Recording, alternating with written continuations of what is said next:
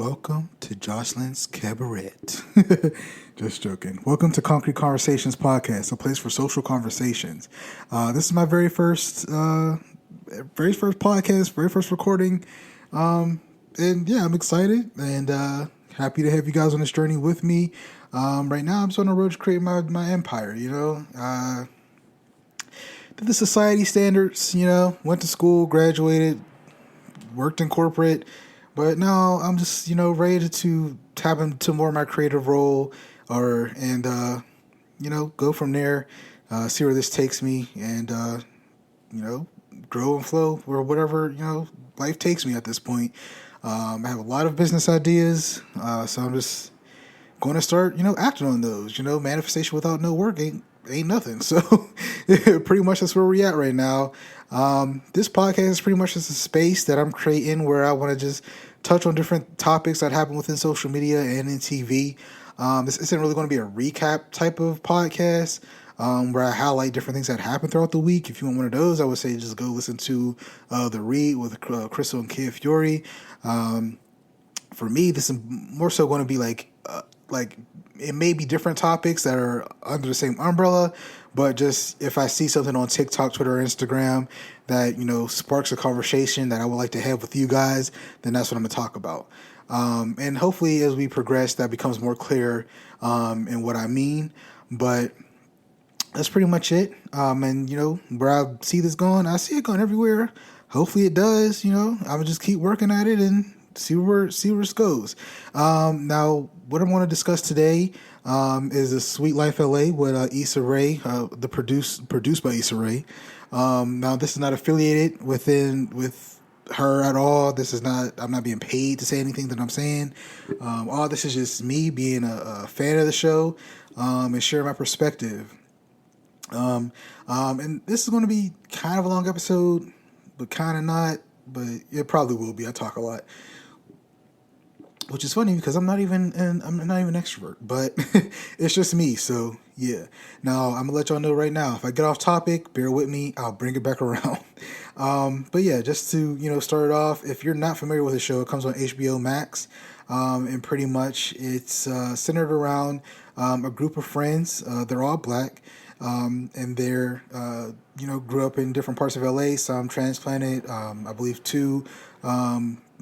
Becky and Bree, they're from Kalamazoo, Michigan, and then Rob, which is Amanda's boyfriend, he's from Chicago, I believe. If I'm wrong, I apologize. But then we also have everybody else that's pretty much from the LA area and LA based. Now, I'm just going to give a brief recap of the season. We initially start off for me and everybody. All of them are, entrepreneurs, trying to become entrepreneurs, or just working in the corporate life, being successful, coming into their own. They're all, mid to late 20s, pretty much mid 20s. I guess after 25 was kind of start being late 20s, but mid to late 20s pretty much. And they're, starting to, come into their own, just maturing and trying to, get to a point where, they're being successful on their own merit, much like myself, which is why, I love the show because this is, speaking to me at my now. You know what I'm saying? The last show we had this was Baldwin Hills, in which that was centered around people that were in high school or going to college. In which at that time I was probably like either middle school or going into high school. And that was speaking to me then because that's, sort of what I was going through. But now it's like, all right, I'm seeing people where we don't have nothing figured out and we're all just trying to take it day by day and get to where we want to go. And be successful, no matter how that looks. My success may not be your success, but at the end of the day, we can both look at each other and know that we're doing a damn thing. You know what I'm saying? So that's where I'm at with the show, and that's what I appreciate about the show. Now, just to give you a brief recap of everybody that's on the show, it follows a total of 11 people. Now, the main cast is a total of 6. And it's pretty much, let me see. I'm going on one of their Instagrams so I can make sure I have everybody listed. I don't want to make nobody feel like they are not a part or anything. So the main cast, the people that are in introduction, so I'm just going to count them as the main cast, is Talon, Bree, Cheryl, Gerald, PJ, and Jordan, and Amanda. And then we have the, I would say ensemble, I guess, would be Amanda's boyfriend, Rob, like I mentioned earlier, Tylen's boyfriend, Jalen, Cheryl's boyfriend, or no, I mentioned him. And then we have Kofi and Becky. And pretty much, with that, there are those dynamics where, like I mentioned, the people that are dating, but we also have the people that are single in the group, and they're trying to, start some, relationships within each other. You know what I'm saying? Now, as we learn throughout the season, trying to mingle and co-hingle within the group ain't always the best decision, especially when it gets to the point where there's drama, because now, although it wasn't really a thing where people felt like they had to pick sides, but we know in real world, daily things, even if it's a friendship breakup, if you're in a group, there's going to be people that are just naturally closer to somebody else. So you may not always be who they pick, which is the sad part. And as we see in this show, the girls have each other's back, the guys have each other's back. It's one of those type of things. And yeah, so that's how that went. As far as, I'll probably try to get more into the drama of the people that are single, just to, recap that, and then I'll go into the most recent episode, which prompted this whole thing happening. And I'll get more into, the podcast and why I'm starting it later on after I finish all this. But yeah, so pretty much Becky and PJ, initially Becky and Jordan had, a little co-hingle going on, and then I guess that didn't work out. So then Bree and Jordan started messing around, but then that didn't work out because Bree found out about Becky dating Jordan. So she was like, I'm loyal to my best friend, whatever. And that's how that went. But then it ended up PJ and Becky liking each other, and Bree and Jordan still having feelings for each other. They ended up just like, letting bygones be bygones, and, decided to see where it went. Now Jordan and Bree, they initially start going on, trying to make something happen. But then we get to Palm Springs, and that is to no avail because he wasn't comfortable with everybody seeing the PDA, even though he was initiating it, and he pretty much said, let's chill on the PDA. And she said, you got me fucked up, and they went on about their business. And then on the same vein, Becky is aware, or PJ is aware that Becky likes him. He then, some reason brings a girl that's not Becky to the Palm Springs trips which is for Amanda's birthday.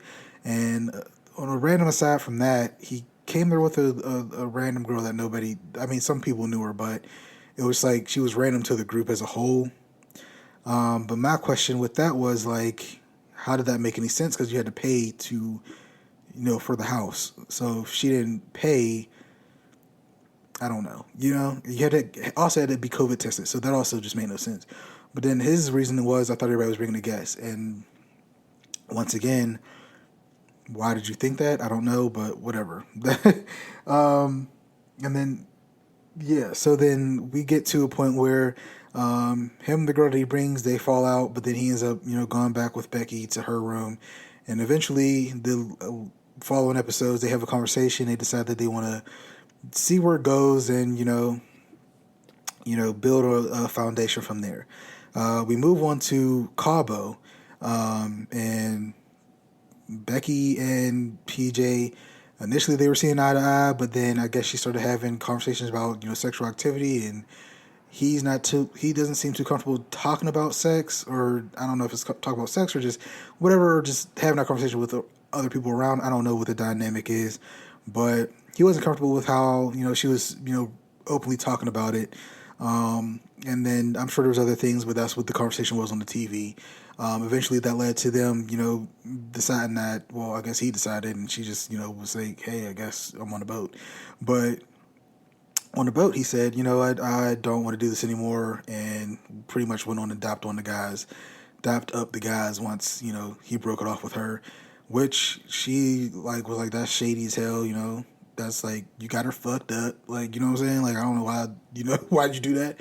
But hey, I don't know these thought processes with people. I don't know, but that's pretty much the issues within them. It's just not. It just wasn't a wise thing to do. You don't mess within the friend group. But just unless y'all really see each other, becoming something. Tricky territory. Tricky territory, Tori. That's all I can say. But yeah, so then we move forward into these latest episodes, and you know, Bree is now dating somebody else. So is Jordan. Becky, she has her final words with PJ at this event that he's throwing for one of his artists, and it goes on from there. Which I understand her perspective with hashing it out after the boat, because first of all, we're on a boat, so it's not like we can really. I can't go anywhere, so I got to see you. So it was like one of those awkward things, but yeah. So they hashed it out. Well, I guess they really hashed it out, but she told him how she felt at the event, and yeah. If you guys are not familiar, please go watch it and come back.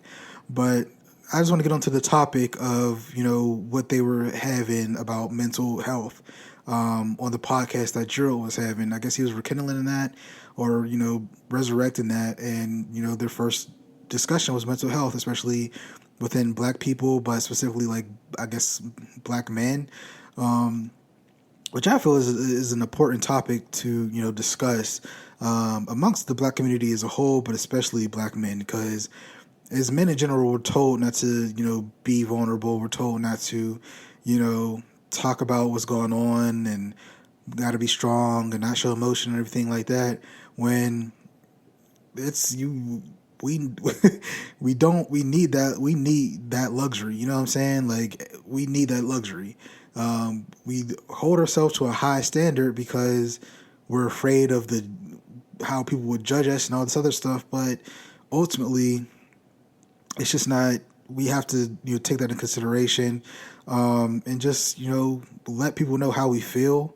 Let our parents know how we feel, and go on from there. And a lot of the toxic issues, they do occur in the household, especially with the way that a lot of us are raised, where it's what happens in this household stay in this household, which is one that's not a healthy dynamic to have, because you really can't express how you're feeling to the people that are contributing to this toxicity, because it's your parents, you know what I'm saying? Or, other people that may live in the house. You just may not feel comfortable, explaining that to them. And there's nothing wrong with that. Not everything needs to be just for everybody. And that's something that, not everything needs to be for everybody, but also there has to be some boundaries where I need to have somebody that I can talk to. I don't know everybody's different dynamic at their house, but I know a main contributor tends to be the parents. Those are the people at the forefront. Those are the people that are setting that foundation for you. So the fact that they really can allow you to express yourself, in the way you seem fit, and it hurts. And that's where I'm at with this whole situation is, they're at the round table, it's all them, and they're talking about how they don't know how to express their emotions because, PJ, he highlights on he does not express his emotions. He never saw his parents, hug or kiss or show affection to each other. And then, Jordan gets into the fact that, he doesn't have a great relationship with his father. And then we get to, Jalen makes a point about how there's different privileges that people have. Now, Jordan, he internalized that. And I know, like, Jalen was speaking from more of a broad sense, but, Jordan internalized that, and it felt, personal, in which, he talked to his mom later on, and, just told her, how he felt and was trying to understand if he was in the wrong.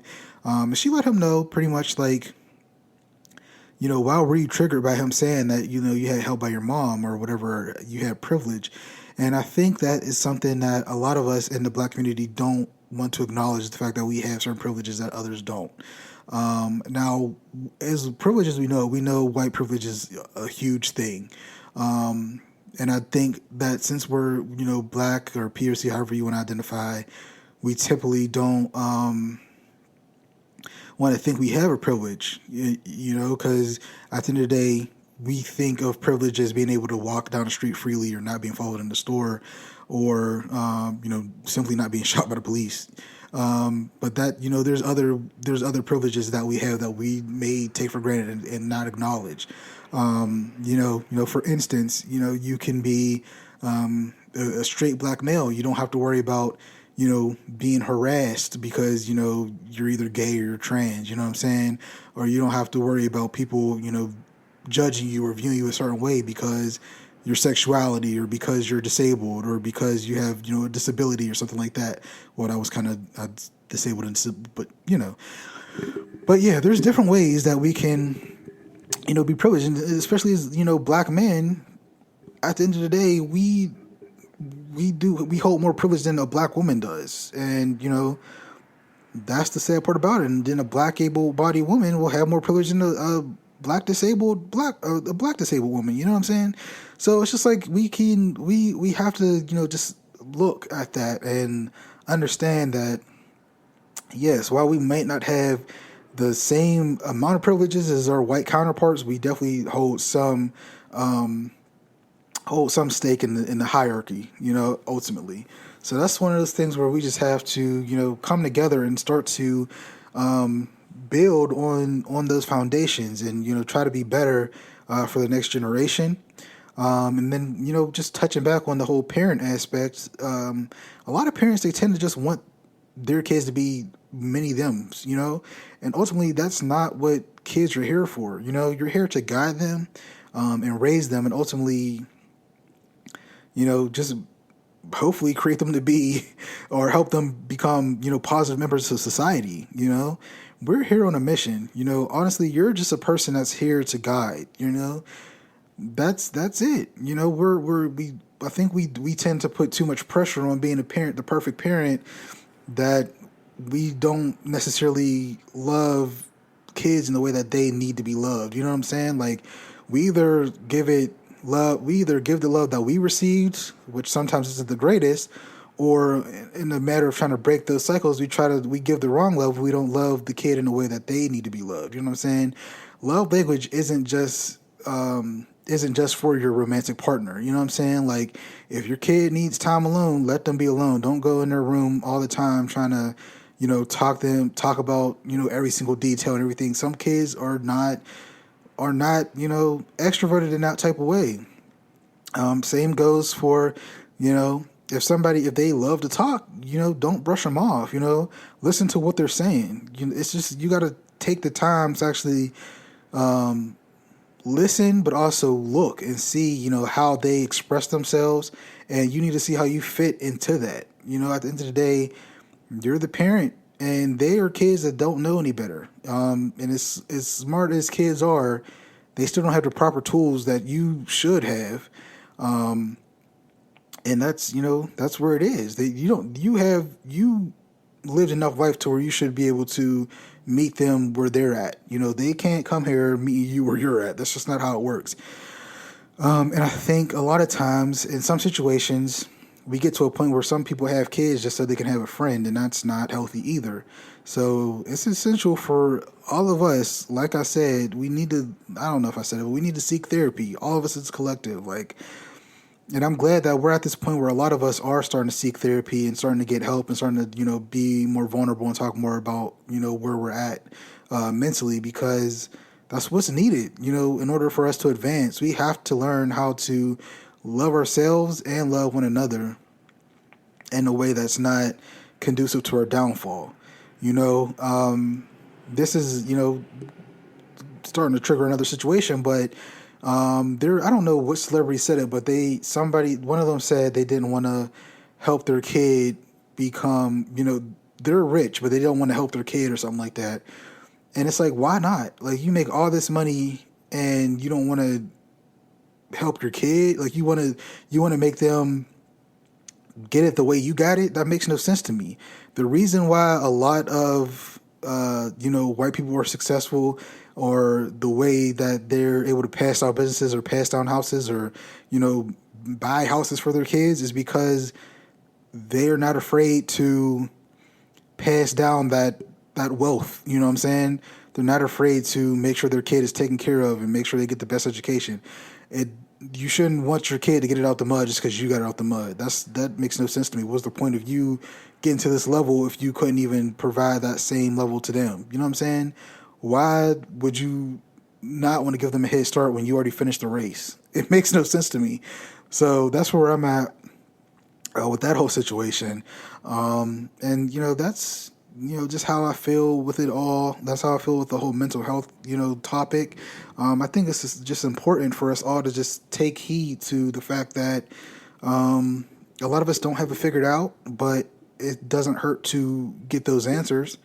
And I think we need to start. It all has to start at home, and we have to be open with how we communicate, and know that yes, while you are an individual, you are strong. You also have to understand that when the kid comes into play, you have to be able to be more vulnerable and be more willing to accept how they will deal with you and be more supportive of your kids as a whole.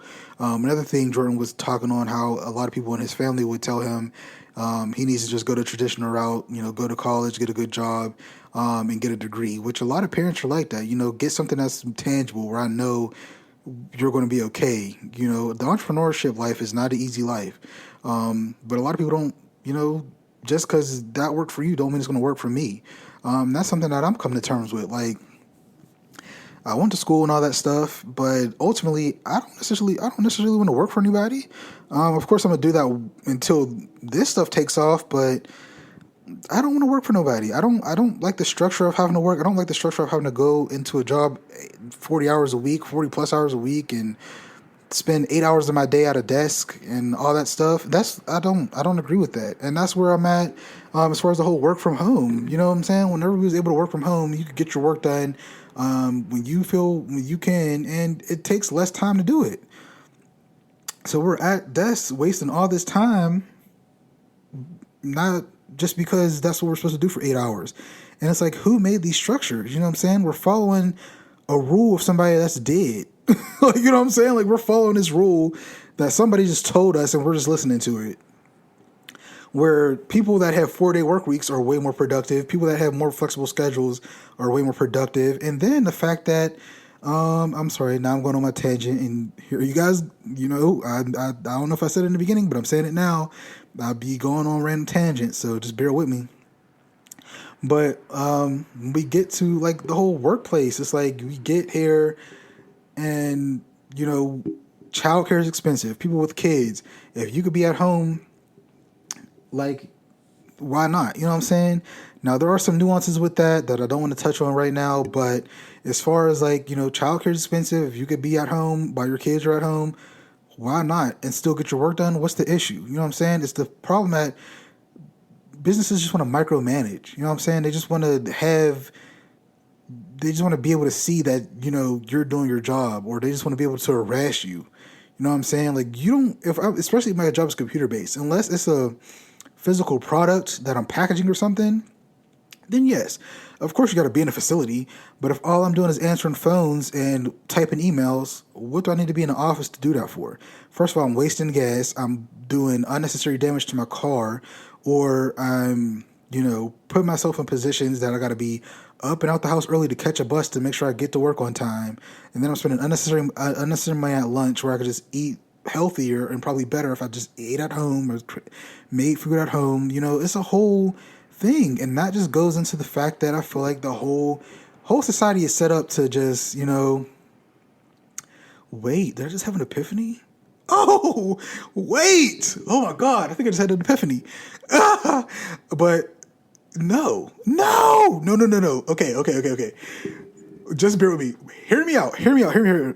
So, you know how we have to go to work, right? And you know how you sit at a desk all day, right? So you gain weight and you eat unhealthy. You're eating unhealthy foods, so you're just gaining weight. But then you're going into, you have to pay for this high insurance because, with weight gain and other, sedentary lifestyles comes health issues. So then you're going to be going to the hospitals where they're going to prescribe you medicine and put you in a hospital under these different things and keep you in the hospital to get all this money Oh my gosh, did I just figure it out? Oh my god, what the fuck? Oh, Lord, why did you bless me to be so smart? But anyway, that's where I'm at.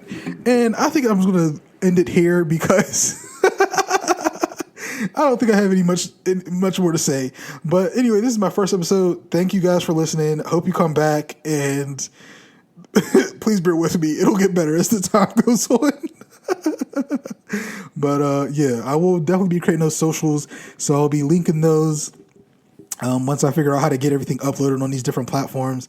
But then probably about next week, I should be able to, provide y'all with more social media where you can find me. I do have my personal Twitter, but I'm not necessarily going to link that because I just want to keep it to myself. Nothing crazy on there, but I just want to keep that for friends and all this other stuff. But when I do create the Twitter account, an Instagram account, and the TikTok, y'all can engage with me there. Leave topics that you want me to discuss. I'll definitely be open to that. Anything that stuck out to you during this discussion, please, feel free to write me, so I can recap that on my following week's podcast and stuff like that. Once again, looking forward to this, and I have some other things that I'm working on as well. So when those are all good to go, I will definitely be highlighting those. But thank you guys for listening. Have a good week. Bye.